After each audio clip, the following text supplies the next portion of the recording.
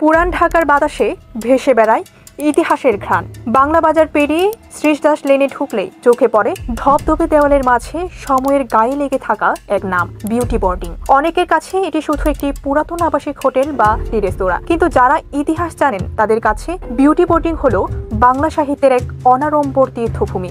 এই ঘরে বসেই হয়তো কবি শক্তি চট্টোপাধ্যায়ের কবিতার সেই পঙ্কটির মতো কারো চোখে নেমে এসেছিল আষাঢ় শেষের বিষাদ। আজ সেই ঘরে এলাই পড়েছে ছবি।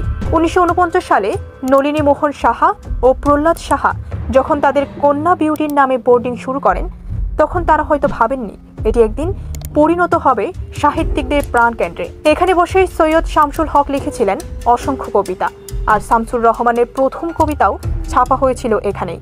এমনকি এই বাড়িতেই নাকি একসময় পা রেখেছিলেন নেতাজি সুভাষচন্দ্র বসু।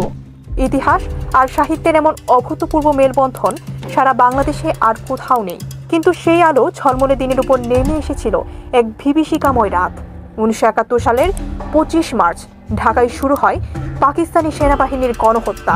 28 মার্চ কারফিউ শিথিল হলে প্রহ্লাদ সাহা বোর্ডিংয়ের কর্মীদের পাওনা মেটাতে যান। সেই যে গেলেন আর ফিরে আসেননি। সেদিন বিউটি বোর্ডিংয়ে শহীদ হন মোট 18 জন। তখন প্রহ্লাদ সাহার স্ত্রী প্রতিভা সাহা ছিলেন সন্তান সম্ভবা। 2 সন্তান সমর ও তারক, একজন 10, অন্যজন মাত্র 7 বছরের। সেই অবস্থাতেও প্রতিভা সাহা সন্তানদের নিয়ে রাস্তায় রাস্তায় ঘুরে নিরাপদ আশ্রয়ের খোঁজে ছুটেছেন। একসময় পৌঁছেছিলেন আগরতলায়।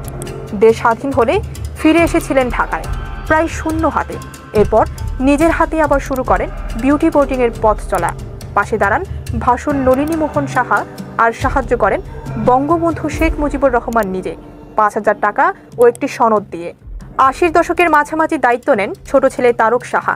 1995 সাল থেকে আবারও শুরু হয় সাপ্তাহিক সাহিত্য আড্ডা ও গুণীজন সম্মাননা প্রধান। ফিরে আসে পুরনো প্রাণ।